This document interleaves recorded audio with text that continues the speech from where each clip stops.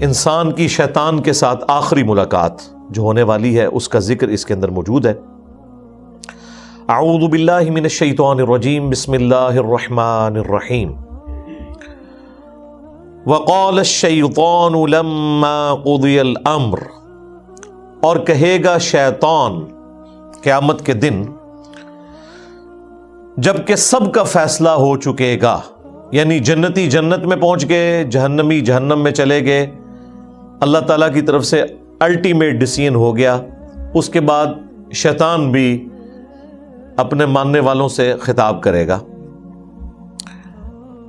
ان اللہ وعدکم وعد الحق، دیکھو بے شک اللہ تعالیٰ نے جو وعدہ تم سے کیا تھا دنیا میں وہ تو تھا سچا وعدہ۔ کیا وعدہ تھا؟ کہ جو میرے نبیوں کی پیروی کرے گا میں اسے ہمیشہ کی جنتوں میں داخل کروں گا، اور جو انبیاء کی نافرمانی کرے گا اس کا ٹھکانہ الٹیمیٹلی جہنم کی آگ ہونے والی ہے۔ وَلِعَوْذُ بِاللَّهِ تَعَالَى اللہم اجرنا من النار، اللہم انا نسألک جنت الفردوس مع النبیین والصدیقین والشہداء والصالحین، آمین۔ تو شیطان کہے گا دیکھو اب تو حق واضح ہو چکا ہے، بے شک جو اللہ نے تم سے وعدہ کیا تھا نا وہ پورا کر دیا، جو جنتیوں کے حق میں وعدہ کیا تھا اہل ایمان کے حق میں وہ بھی درست ثابت ہو گیا، اور جو جہنمیوں کے لیے اہل کفر کے لیے وعدہ کیا تھا وہ بھی پورا ہو گیا۔ وَوَعَدْتُكُمْ فَأَخْلَفْتُكُمْ، اور جو میں نے تم سے وعدہ کیا تھا تو میں اپنے وعدے کی خلاف ورزی کرتا ہوں، یعنی میں نے کیا وعدہ کیا تھا دنیا میں لمبی امیدیں دلائی ہوئی تھی۔ ایک تو ڈائریکٹلی وہ لوگ ہیں جو شیطان کی عبادت کرنے والے لوگ ہیں، ایک وہ جو اہل ایمان میں سے ہوں یا اللہ کے ماننے والے ہیں، ان کو بھی شیطان لمبی امیدیں دلاتا ہے کہ ابھی کافی زندگی پڑی ہے، اللہ کے راستے پہ آ جاؤں گا ایک نہ ایک دن، اور یوں انسان دنیا سے اچانک اچک لیا جاتا ہے، اور اس کی زندگی میں وہ لمحہ نہیں آتا کہ جب وہ واقعتاً اللہ تعالیٰ کا تابع فرمان ہو کر زندگی کو بسر کرے۔ تو یہ شیطان جو ہے وہ جھوٹے وعدے اس کو دلاتا ہے۔ ایک اور وعدہ جو شیطان دلاتا ہے کہ اللہ تعالیٰ بڑا غفور رحیم ہے، معاف کر دے گا، at the end of the day اس نے سب کو چھوڑ دینا ہے۔ دیکھو کوئی ماں اپنے بچے کو جہنم میں نہیں پھینک سکتی، تو یہ کیسے ہو سکتا ہے کہ اللہ تعالیٰ اپنے بندوں کو جہنم میں پھینکے؟ یہ تو اللہ تعالیٰ کی رحمت کے بھی خلاف ہے۔ یہ بھی شیطان نے جھوٹے وعدے دلائے ہوئے۔ یہ جھوٹے اور فراڈ پہ مبنی وعدے اس لیے ہیں کہ اس طرح کی کوئی تعلیم اللہ تعالیٰ کی طرف سے اپنی کتابوں میں یا اپنے پیغمبروں کے ذریعے انسانیت تک نہیں پہنچائے گی۔ قرآن کا مقدمہ تو بالکل ڈیفرنٹ ہے، اور جو لوگ پہلی دفعہ قرآن کو پڑھتے ہیں ترجمے کے ساتھ اپنی نیٹو لینگویج کے اندر، وہ کہتے ہیں یہ تو کتاب بات ہی کچھ اور کر رہی ہے، اس کا کانفیڈنس لیول ہی بہت ہائی ہے، اور بالکل سٹریٹ فارورڈ کتاب ہے، کوئی لگی لپٹی بات نہیں، ڈائریکٹلی ہے کہ مانو گے بچ جاؤ گے، نہیں مانو گے تو مارے جاؤ گے۔ لیکن شیطان پھر جو غلط امیدیں لوگوں کو دلاتا ہے، اور یہ امید کبھی وہ شخص نہیں اس کے پیچھے چلے گا، اس جعلی اور جھوٹی امید کے پیچھے، جس نے قرآن پڑھا ہوا ہے، الا یہ کہ کوئی آنکھیں بند کر لے، ورنہ قرآن کا مقدمہ بالکل ون سائیڈڈ ہے۔ قرآن پڑھنے والا کبھی بھی اس رزلٹ پہ نہیں پہنچے گا کہ اللہ تعالیٰ نے سب کو چھوڑ ہی دینا ہے۔ قرآن میں جو اللہ تعالیٰ کا مزاج بیان ہوا ہے وہ تو سختی والا ہے، سیدھی سی بات ہے، وہاں تو آپ کہیں بھی باطل کو داخل نہیں کر سکتے۔ بالکل 2+2=4 والی بات ہوئی ہے کہ مانو گے تو جنت ملے گی، نہیں مانو گے تو جہنم میں جاؤ گے۔ یہ تھوڑی بہت جو گنجائشیں نکلتی ہیں وہ بھی احادیث میں نکلتی ہیں، وہ بھی کسی درجے میں۔ جو پبلک کے اندر دین چل رہا ہے وہ نہ قرآن میں ہے نہ حدیث کے اندر موجود ہے۔ تو یہ شیطان جو لمبی لمبی امیدیں دلاتا تھا، تو شیطان کہے گا کہ میں نے بھی دنیا میں تم سے وعدہ کیا تھا، تو آج میں وہ ٹروتھ ریویل کر رہا ہوں کہ لو جی میں تو مکر گیا جے اپنے وعدے تو، وہ تمام جھوٹی امیدیں جو میں نے تمہیں دلائی ہوئی تھی آج میں اس کے خلاف چلتا ہوں۔ انہی امیدوں میں سے ایک امید یہ بھی ہے کہ جو کچھ بھی ہیں تیرے محبوب کی امت سے. اب یہ باتیں کیا صحابہ کرام کو آل البیت کو نہیں پتہ تھی؟ لیکن ان کی زندگیاں تو خوف خدا سے عبارت ہیں. خود اللہ کے محبوب صلی اللہ علیہ وآلہ وسلم نے جس سختی کے ساتھ اپنی امت کو سمجھایا ہے وہ تو بالکل ون سائیڈڈ مقدمہ ہے. بخاری مسلم دونوں میں حدیث ہے. اللہ کے محبوب صلی اللہ علیہ وآلہ وسلم نے فرمایا دیکھو اپنے مال کی زکوٰۃ ادا کرنا, اللہ کا حق جو ہے وہ دینا, مال غنیمت میں خرد برد نہ کرنا, بیت المال کے اندر بے ایمانی نہ کرنا. ایسا نہ ہو کہ قیامت کے دن تم میں سے کسی شخص کی گردن پہ اونٹ سوار ہو اور وہ چیخ رہا ہو اغثنی یا رسول اللہ, یا رسول اللہ میری مدد فرمائے, میں تمہارے کچھ کام نہیں آؤں گا, میں نے جو کچھ بتانا تھا تمہیں دنیا میں بتا دیا. ایسا نہ ہو کہ کسی شخص کی گردن پہ اس کی گائے سوار ہو جس کی اس نے زکوٰۃ ادا نہیں کی اور وہ چیخ کے کہہ رہا ہو اغثنی یا رسول اللہ, یا رسول اللہ میری مدد کیجئے, میں تمہارے کچھ کام نہیں آؤں گا, میں نے دنیا میں جو تمہیں بتانا تھا بتا دیا. پھر نبی الاسلام نے مختلف چیزیں گنوائیں, کسی کی گردن پہ بکری سوار ہو. آپ حیران ہوں گے جب ہم میٹرک میں پڑھتے تھے تو ہم نے یہ بیج لگایا ہوتا تھا اغثنی یا رسول اللہ, یا رسول اللہ میری مدد فرمائے. اور جس حدیث سے یہ جملہ نکالا ہوا ہے اس حدیث میں تو یہ ہے کہ یا رسول اللہ میری مدد فرمائے, اور رسول اللہ کیا کہیں گے میں نے دنیا میں جو بتانا تھا وہ بتا دیا. بالکل الٹ چل رہا ہے معاملہ. پھر بخاری مسلم میں وہ مشہور زمانہ حدیث جب اللہ تعالیٰ نے قرآن میں سورہ شعراء میں فرمایا نا کہ اپنے قریبی رشتہ داروں کو ڈر سناؤ, تو نبی اسلام نے ایک ایک رشتہ دار کو بلایا. اے نبی کے چچا عباس میرے مال سے جو لینا ہے لے لے, اگر اللہ کے حضور پکڑا گیا تو میں تیرے کچھ کام نہیں آؤں گا. اے نبی کی پھوپھی صفیہ میرے مال سے جو لینا ہے وہ لے لے, اگر اللہ کے حضور تو پکڑی گئی تو وہاں میں تیرے کچھ کام نہیں آؤں گا. اے نبی کی بیٹی فاطمہ میرے مال سے جو لینا ہے وہ لے لے, یعنی دنیا میں اس کا مالک ہوں, لیکن اگر اللہ کے حضور تو پکڑی گئی تو میں تیرے کچھ کام نہیں آؤں گا. حالانکہ سیدہ فاطمہ ڈیفینیٹلی جنتی عورتوں کی سردار ہیں. بیسیکلی ان کو سینٹرڈ کر کے ہمیں بتایا جا رہا تھا کہ اگر کوئی فراڈیا آپ کو یہ کہے کہ میرے سلسلے میں بیعت ہو جاؤ میں تمہیں جنت میں اپنے ساتھ لے کے جاؤں گا, تو آپ نے سمجھ لینا ہے کہ ایک کہانی ہے. بالکل اس لیے نبی اسلام نے یہ بتایا. پھر صحیح مسلم میں حدیث ہے جسے اس کے عمل نے پیچھے چھوڑ دیا اس کا نسب اسے آگے نہیں لے کے جا سکتا. ہاں اگر جس کے اعمال درست ہیں پھر اسے فائدہ ہو سکتا ہے نسبت کا. پھر حسن و حسین ہی جنتی نوجوانوں کے سردار ہیں, نبی اسلام کی بیٹی ہی جنتی عورتوں کی سردار ہے, لیکن یہ صرف نسبت کی وجہ سے نہیں ہے, اعمال بھی ایسے ہیں. دوسری طرف حضرت نوح علیہ السلام کا بیٹا نسبت کوئی کام نہیں آئی کیونکہ اس کے عمل نے اس کو پیچھے چھوڑ دیا. تو شیطان قیامت کے دن اعلان کر دے گا جو میں نے دنیا میں تم سے وعدہ کیا تھا نا میں تو آج اعلان برات کر رہا ہوں تم سے. یعنی دیکھیں اینڈ ٹائم پہ آ کے وہ دھوکہ دے جائے گا. ہمیں تو ویسے دنیا میں ہی پتا ہے, اور یہ اللہ تعالیٰ کی شفقت ہے کہ اس نے اس دنیا میں آخرت کی فلم چلا دی ہے. یعنی یہ ہونے کے بعد اگر پتہ چل رہا ہو تو انسان کہے گا کاش مجھے دنیا میں پتہ چل جاتا نا تو میں اپنا راستہ درست کر لیتا. تو سرکار دنیا میں پتہ چل چکا ہے, پیپر آؤٹ ہو چکا ہے, اس کے جوابات بھی بتا دیے گئے ہیں. صرف پیپر نہیں آؤٹ ہوا, جواب بھی بتا دیے گئے.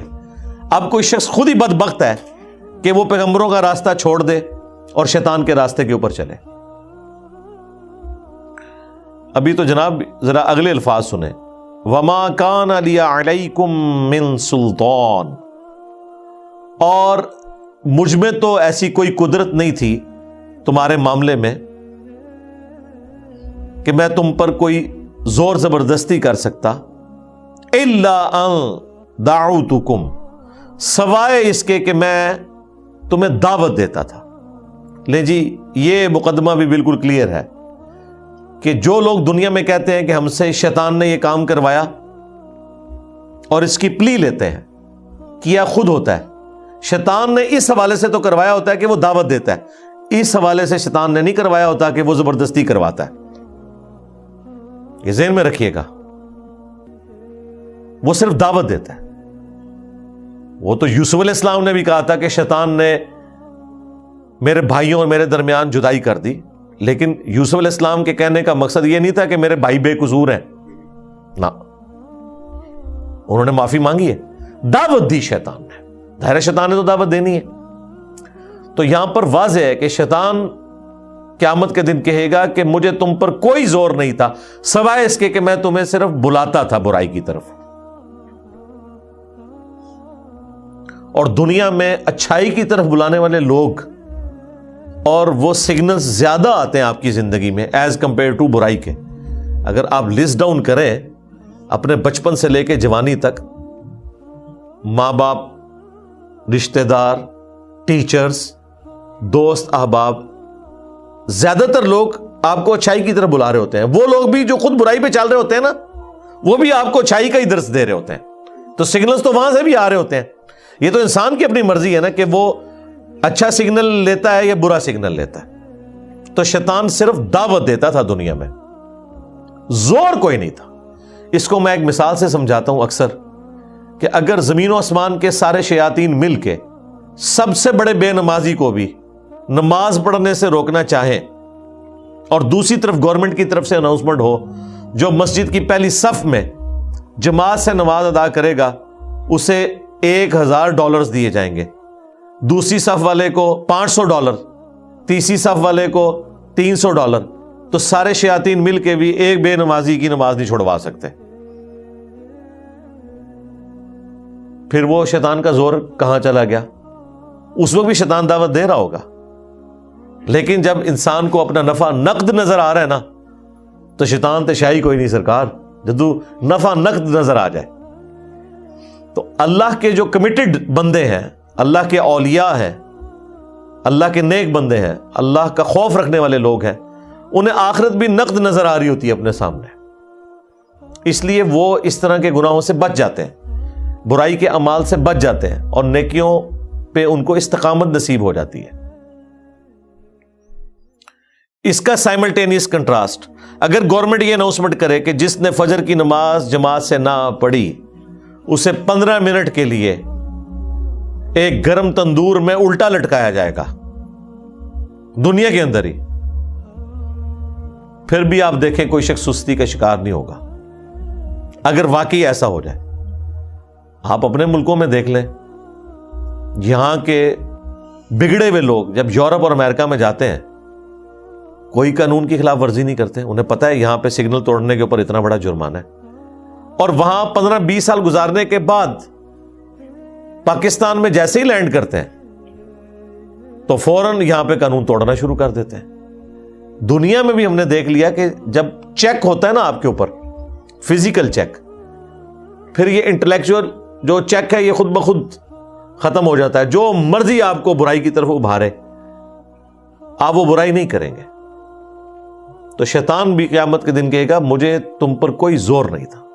آج تک کبھی ایسا نہیں ہوا کہ کوئی شخص نماز پڑھنے کے لیے مسجد میں جائے اور اس کے سامنے شیطان فزیکلی مسجد کے دروازے پہ کھڑا ہو اور کہ میں نے تمہیں اندر نہیں جانے دینا، نیور، یا وہ بازو سے پکڑ کے کہیں اور پھینک دے، ایسا کبھی بھی نہیں ہوگا، اسے زور ہی کوئی نہیں ہے۔ اور یہ بھی نہیں ہوگا کہ اذان کی آواز سن کر آٹومیٹکلی آپ کے قدم مسجد کی طرف چل پڑے، ہاں وہ اللہ نے آپ کو اختیار دیا ہوا ہے، اسی کے بدلے آپ کو جنت ملنے والی ہے۔ اتنا آسان کام ہوتا تو پھر ٹیسٹ تو ختم ہو جاتا، پھر جنت اور دوزخ والا معاملہ تو ختم ہو جاتا۔ بخاری مسلم میں حدیث ہے، اللہ تعالیٰ نے جنت کو ناگوار چیزوں سے ڈھانپ رکھا ہے اور دوزخ کو خوشگوار چیزوں سے ڈھانپ رکھا ہے، یعنی جنت تک پہنچنے کے لیے آپ کو ناگوار چیزوں کا سامنا کرنا پڑے گا، نمازوں کی مشقت، غسل کی مشقت، روزوں کی مشقت، حلال اور حرام میں تمیز کرنے کی مشقت، یہ ساری ناگوار ہیں طبیعت کے اوپر چیزیں۔ اور جہنم کو اللہ تعالیٰ نے خوشگوار چیزوں سے ڈھانپ رکھا ہے، یعنی تمام شہوات، گناہ کے کام جن میں دنیا میں اللہ نے لذت رکھی ہوئی ہے، وہ ہمارے ٹیسٹ کے طور پہ وہ جہنم یعنی دوزخ میں لے جانے والی ہے۔ اور اس کی ایکسپلینیشن اس حدیث سے ہوتی ہے مشہور زمانہ، جامعہ ترمذی، ابو داؤد، نسائی، ابن ماجہ میں حدیث ہے، حضرت جبرائیل علیہ السلام کو اللہ تعالیٰ نے فرمایا جب جنت کو پیدا کیا کہ جا کے جنت کو دیکھ کے آؤ۔ جب وہ واپس آئے انہوں نے کہا یا اللہ مجھے نہیں لگتا کہ کوئی شخص تن من دھن نہیں لگا دے گا اس جنت میں پہنچنے کے لیے، کوئی ایسا شخص نہیں ہوگا، سارے کے سارے اس جنت کے لیے کوشش کریں گے۔ پھر اللہ تعالیٰ نے جنت کو ناگوار چیزوں سے ڈھانپ دیا اور حضرت جبرائیل علیہ السلام سے کہا کہ اب ذرا جنت کو دیکھو جا کے۔ انہوں نے جب دیکھا نا کہ جنت تک پہنچنے کے لیے یہ ہرڈلز عبور کرنی پڑیں گی، مشقتیں اٹھانی پڑیں گی، حلال اور حرام میں تمیز کرنی پڑے گی، واپس آئے تو اللہ تعالیٰ نے فرمایا کہ سنا۔ انہوں نے کہا یا اللہ مجھے نہیں لگتا کہ کوئی شخص جنت میں پہنچنے میں کامیاب ہوگا، جتنا مشکل ٹیسٹ رکھتی ہے۔ پھر اللہ تعالیٰ نے جہنم کی طرف بھیجا، واپس آئے، پوچھا، ان کا یا اللہ کون بدبخت ہوگا جو اس جہنم کے لیے کوشش کرے گا؟ مجھے تو نہیں لگتا کہ کوئی شخص ایسا عمل کرے کہ جہنم تک پہنچ جائے۔ پھر اللہ تعالیٰ نے جہنم کو یعنی دوزخ کو شہوات سے، خوشگوار چیزوں سے ڈھانپ دیا، ان کی لذتوں سے، لیکن ہے حرام کام۔ پھر اللہ تعالیٰ نے فرمایا اب جا کے جہنم کو دیکھ۔ جب دیکھا انہوں نے کہا کہ مجھے نہیں لگتا کہ کوئی شخص بچ سکے گا، کسی نہ کسی طریقے سے پہنچ جائے گا اس جہنم کے اندر۔ تو یہ بڑا سینسٹیو مسئلہ ہے۔ شیطان قیامت کے دن کہے گا کہ میرا کوئی زور نہیں سوائے اس کے کہ میں نے تمہیں دعوت دی تھی، فاستجبتم لی، پس تم نے میری دعوت قبول کر لی۔ یعنی دعوت مؤذن بھی دے رہا تھا اذان کے ذریعے مسجد میں، اور دل سے بھی سگنل آ رہے تھے۔ انسان کی اپنی انسٹنکٹ کے اندر موجود ہے، جھوٹ بولنا برا ہے، سچ بولنا اچھا ہے، یہ ہر انسان کو پتا ہے۔ کسی کو دھوکہ دینا برا ہے، کسی کے ساتھ خیر خواہی کرنا اچھا ہے۔ تو ہماری انسٹنکٹ کے اندر اللہ تعالیٰ نے اچھائی اور برائی کی تمیز رکھ دی ہے۔ فَأَلْهَمَهَا فُجُورَهَا وَتَقْوَاهَا۔ یہ جو قرآن کی تعلیمات ہیں، انبیاء اکرام کی جو وحی ہے، یہ تو نور علی نور ہے۔ آلریڈی ہماری انسٹنکٹ کے اندر نور موجود ہے اچھائی اور برائی میں تمیز کرنے کا، انبیاء کی دعوت کے بغیر بھی موجود ہے۔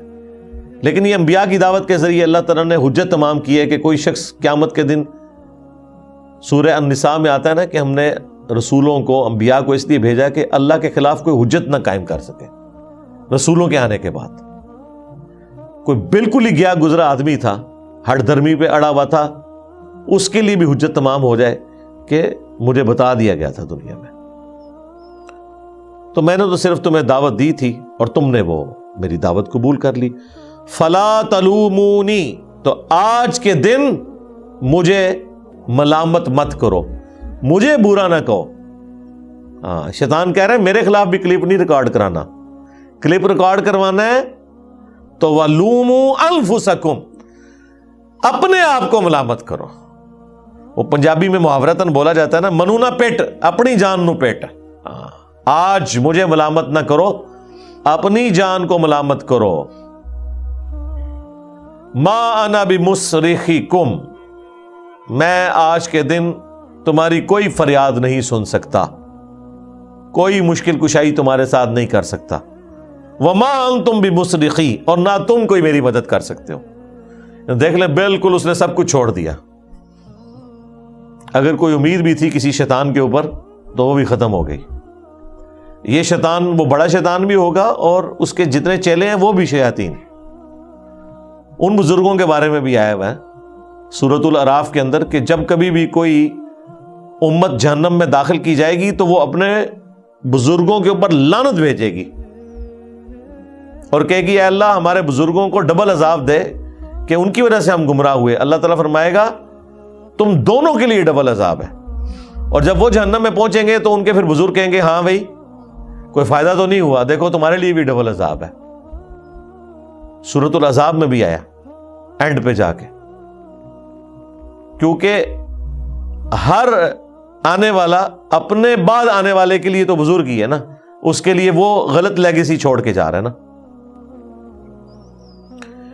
انی کفرت بما اشرکتمونی، بے شک میں کفر کرتا ہوں،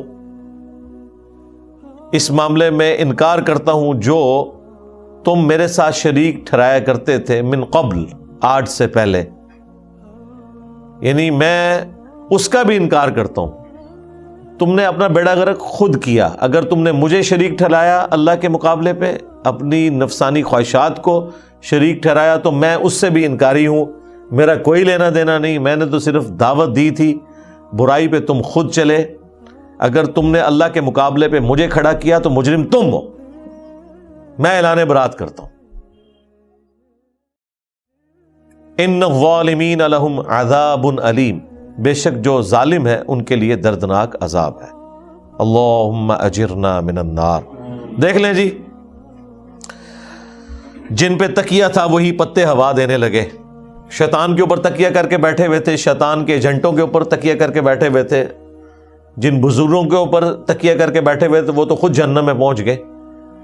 تو ادھر جا کے تو اللہ ہی کی بادشاہت ہے، دنیا میں بھی اللہ کی بادشاہت ہے، لیکن دنیا میں اللہ تعالیٰ نے کھلی چھٹی دی ہوئی ہے، آخرت میں اللہ تعالیٰ نے چھٹی نہیں رکھی، پھر وہ تو ہار اور جیت کے فیصلے کا دن ہے، یوم التغابن ہے۔ یہ جو سورہ ابراہیم کی آیت نمبر 22، یہ آلموسٹ میں نے آدھا گھنٹہ اس کے اوپر گفتگو کی ہے، صرف اس لیے کہ یہ قرآن حکیم میں اہم ترین مقام ہے۔ شیطان کے حوالے سے جو مارکیٹ کے اندر عقائد اور نظریات پھیلے ہوئے ہیں نا، ایک آیت ان تمام عقائد اور نظریات کو غلط ثابت کر دیتی ہے۔ اکثر لوگ اپنے گناہوں کا، اپنے جرائم کا وبال شیطان کے اوپر ڈالتے ہیں، یا اللہ تعالیٰ نے الٹیمیٹلی شیطان نے جو ٹروتھ ریویل کرنا ہے قیامت کے دن وہ دنیا میں بتا دیا ہے۔ اس کے باوجود اگر کوئی شخص اپنی برائی کو شیطان کے اوپر ڈالتا ہے تو وہ اپنے آپ کو دھوکہ دے رہا ہے۔ اس اعتبار سے تو ڈالا جا سکتا ہے کہ وہ برائی کی طرف بلانے والا ہے، وہ تو شیطان بھی ہے، ہمارا نفس بھی ہے، لیکن وہ اللہ تعالیٰ نے بیلنس کیا ہے۔ صحیح مسلم میں حدیث ہے کہ ہر شخص کے ساتھ اللہ تعالیٰ نے ایک فرشتہ اور ایک شیطان، جن اٹیچ کیا ہوا ہے۔ فرشتہ اسے اچھائی کی طرف بلاتا ہے اور شیطان یعنی جن وہ برائی کی طرف بلاتا ہے۔ تو اللہ نے بیلنس کیا ہوا ہے، دعوت دونوں طرف سے آ رہی ہے۔ آپ کوئی اچھائی کا کام کریں، اندر سے آپ کو تھپکی ملتی ہے کہ بڑا اچھا کام کیا، اگرچہ آپ کو اس کے لیے مشقت بھی اٹھانی پڑے، لیکن دل سکون پکڑتا ہے کہ یار نہیں، یہی کرنا چاہیے تھا، خیر ہے، اللہ تعالیٰ اجر دینے والا ہے۔ یہ فرشتے کے ذریعے تھپکی ملتی ہے۔ اور اگر برائی کا کام ہو جائے تو دل جو ملامت کرتا ہے کہ غلط کام کیا، ایسا نہیں کرنا چاہیے تھا، تو فرشتہ اللہ نے ساتھ اٹیچ کیا ہوا ہے۔ اسی صحیح مسلم کی حدیث میں جب ایک صحابی نے جرت کر کے پوچھا، یا رسول اللہ آپ کے ساتھ بھی شیطان اٹیچ ہے؟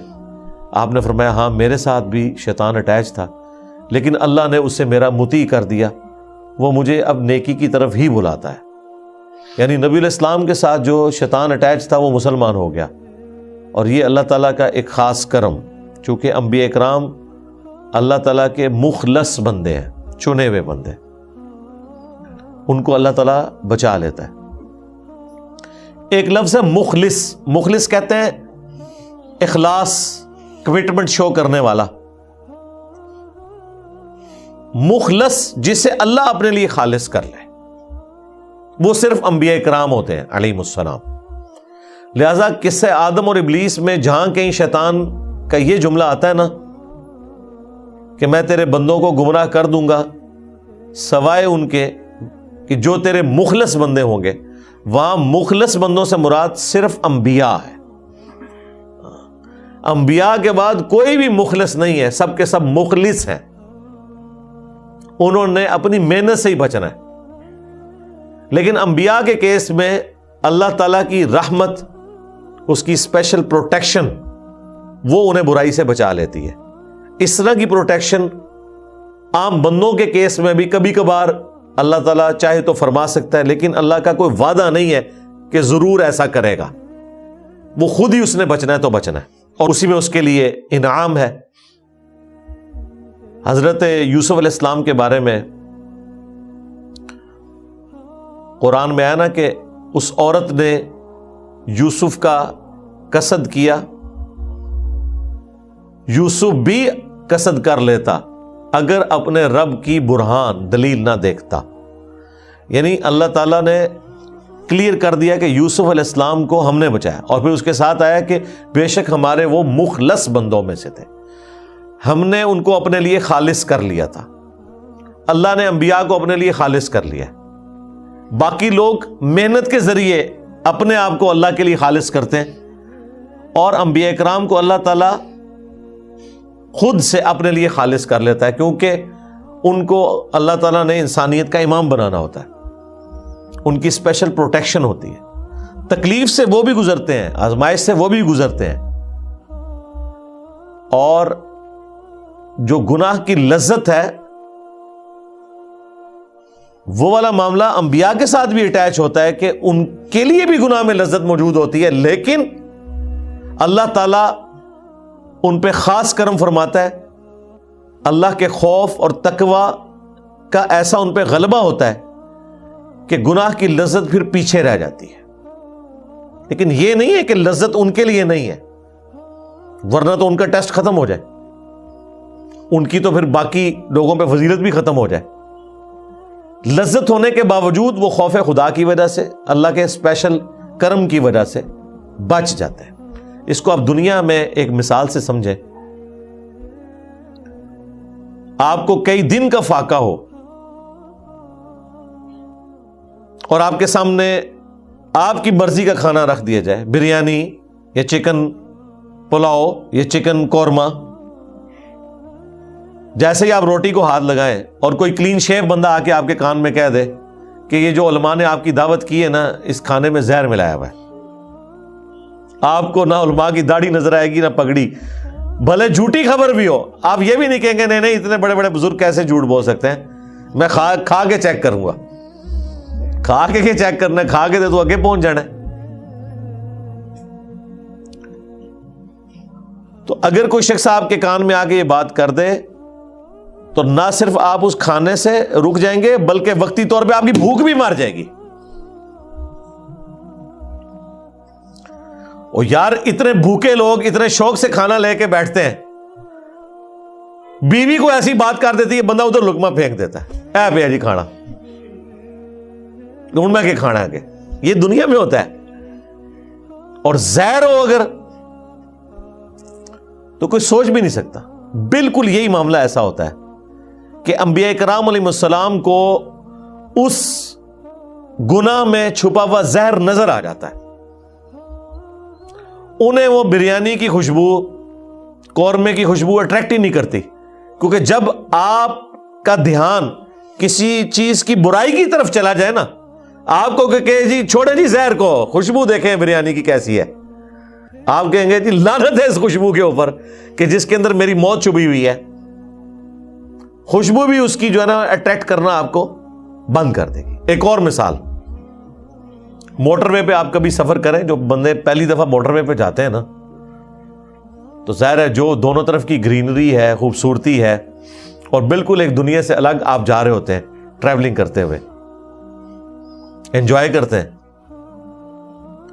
لیکن اگر آپ پبلک ٹرانسپورٹ میں سفر کر رہے ہیں اور آپ کو سخت پیشاب آیا ہوا ہے اور ڈرائیور کہتا ہے جی کہ اگلا سٹاپ تو آئے گا 50 کلومیٹر بعد، اس سے پہلے تو میں نے گاڑی کوئی نہیں روکنی، اور اس بس کے اندر کوئی انتظام بھی ٹوائلٹ کا موجود نہیں ہے، اس سخت تکلیف کے اندر اگر آپ کو کہ او دیکھ کتنا سونا درخت ہے یار، آپ کو کیا اس درخت کی خوبصورتی اٹریکٹ کرے گی؟ نہیں. آپ کی ٹوٹل توجہ اس وقت یہ ہوگی کہ کسی طریقے سے میری عزت بچ جائے اور میں اس تکلیف سے نکل جاؤں. یہ نہیں ہے کہ اس چیز کی خوبصورتی ختم ہو گئی ہے، وہ اپنی جگہ موجود ہے، لیکن آپ کسی سٹیٹ آف مائنڈ ڈیفرنٹ میں چلے گئے. جن لوگوں کو اللہ کا خوف ہوتا ہے، اسپیشلی انبیاء کرام علیہ السلام، وہ گناہوں سے بچتے اس لیے ہیں کہ اللہ تبارک و تعالی ان کے اوپر ان چیزوں کی حقیقت کھول دیتا ہے. صحیح بخاری میں حدیث ہے، ایک یہودیہ نے نبی علیہ السلام کی دعوت کی اور اس کے اندر زہر ملا دیا. چھوٹا گوشت تھا، بکری کا گوشت، اور آپ بڑے شوق سے تناول فرماتے تھے. آپ نے جیسی بوٹی اپنی زبان پہ رکھی, اس بوٹی میں سے آواز آئی کہ مجھ میں زہر ہے, تو نبی علیہ السلام نے وہ تھوک دی. لیکن اس سے پہلے کچھ صحابہ کھا چکے تھے, وہ شہید ہو گئے. ابو داؤد میں آتا ہے کہ ساتھ ساتھ پھر اس عورت کو بھی قتل کروایا گیا. البتہ نبی علیہ السلام کی زبان پہ رکھنے کی وجہ سے اس زہر کا اثر آپ کے اندر چلا گیا. اور پھر 4 سال کے بعد جب نبی علیہ السلام کی وفات کا وقت قریب آیا تو اللہ تعالیٰ نے اس زہر کو واپس کیا, اور آپ کی ڈیتھ اس زہر کے اثر کی وجہ سے ہوئی. بخاری میں آتا ہے اے عائشہ, جو خیبر کے موقع پہ مجھے زہر دیا گیا وہ مسلسل میری رگیں کاٹ رہا ہے. تو یہ ایک معجزانہ معاملہ ہے. جب نبی علیہ السلام کو اللہ تعالیٰ نے وہ دکھا دیا, پھر ظاہر ہے آپ تو وہ اپنا پسندیدہ گوشت بھی اندر نہیں کریں گے, آپ نے تو تھوک دیا. تو شیطان جتنا مرضی مزین کر کے پیغمبروں کے سامنے, اللہ کے نیک بندوں کے سامنے برائی کو پیش کرے, بہرحال جب ان کی توجہ اس عذاب کی طرف جاتی ہے, اس تکلیف کی طرف جاتی ہے جو اس چھوٹی سی لذت کے اگینسٹ ہونے والی ہے, تو ان کے لیے پھر اس لذت کو چھوڑنا آسان ہو جاتا ہے, کیونکہ اس لذت کے اندر چھپی ہوئی سزا کی کڑواہٹ, اس کی تکلیف ان کے اوپر ایسا غلبہ کرتی ہے کہ وہ بچ جاتے ہیں. اس وجہ سے وہ مخلص بندے ہوتے ہیں. نون انبیاء کیا کریں گے؟ عددن انبیاء, وہ پھر دین کا علم اتنا حاصل کریں اور کانٹینیوسلی اللہ تعالی کے ساتھ کمیٹڈ رہے, تو وہ بھی کسی نہ کسی درجے میں اس مقام کو حاصل کر سکتے ہیں. اسی لیے ہم مانتے ہیں کہ انبیاء اکرام تو معصوم ہیں, مخلص ہیں, لیکن انبیاء اکرام کے اہل البیت, ان کے جانثار صحابہ حضور کی صحبت کی وجہ سے یا انبیاء کرام علیہ السلام کی صحبت کی وجہ سے بہرحال اس لیول پہ پہنچ جاتے ہیں کہ ان سے بھی گناہ پھر سرزد نہیں ہوتا, کیونکہ گناہ کی برائی اور اس کا عذاب ان پہ عیاں ہو چکا ہوتا ہے. اس کی وجہ سے کبھی بھی ان کا ہاتھ اس طرف بڑھتا نہیں ہے. جس کا ہاتھ ایک دفعہ گرم استری سے جل جائے نا, وہ دوبارہ ٹھنڈی استری کو بھی اس طریقے سے ہاتھ نہیں لگاتا, یوں کر کے صرف چیک کرتا ہے, بھلے اسے یقین ہو یہ ٹھنڈی بھی ہے, رسک کو ہی نہیں لیتا نا.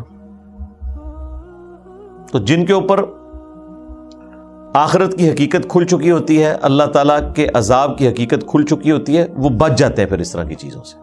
اللہم اجرنا من النار, سبحانک اللہم و بحمدک, اشہد ان لا الہ الا انت, استغفرک و اتوب الیک, وما علینا الا البلاغ المبین. جزاکم اللہ خیرا.